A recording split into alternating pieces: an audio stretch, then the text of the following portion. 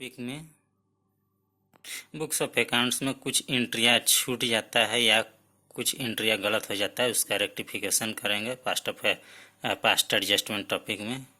Partnership firm का chapter आएगा। पहला प्रश्न देख लेंगे। A and B are partners in firm sharing profit, जो हो गया 3:2।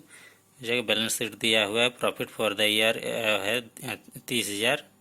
was divided between the partners without providing allowing interest on capital at the rate 12%। Salary है जाएगा 1,000 per month during the year.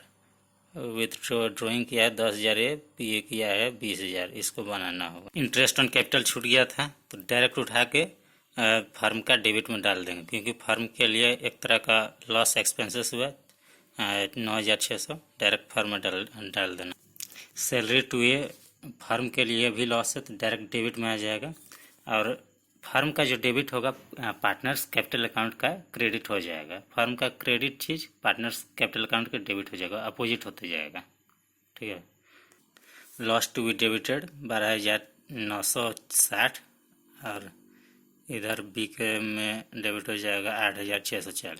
Firm का क्रेडिट हो जाएगा, opposite होता है 21,600। फर्म का क्रेडिट हो जाएगा 21,600, अपोजिट हो जाता है। बस लास्ट में सबको जोड़ देना है। ठीक है।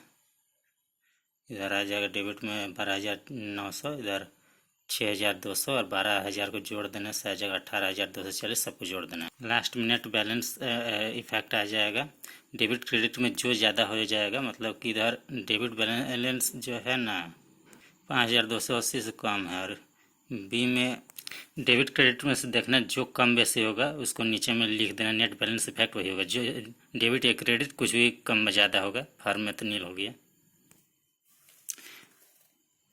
Calculation of interest on capital में देखेंगे 60,000 रुपया का क्लोजिंग कैपिटल था, इसमें से लेस प्रॉफिट कर देंगे 18,000, 12,000 लेस प्रॉफिट। उसके बाद ऐड ड्रॉइंग्स कर देंगे। फिर कैपिटल इन द बिगनिंग, इसी में इंटरेस्ट ऑन कैपिटल निकलेगा, और कैपिटल इन द बिगनिंग में इंटरेस्ट ऑन कैपिटल जितना रेट दिया है।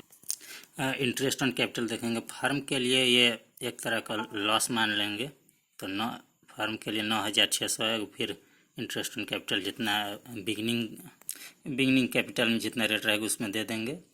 सैलरी टू ए 1,000 का पर मंथ था तो 1,000 से 12 को इंटू कर देना है, हो गया। ये फर्म के लिए भी लॉस है तो डेबिट हो जाएगा। फिर loss to be transfer interest on capital, और सैलरी देने के बाद लॉस हो गया था तो वही लॉस कर दिया गया है।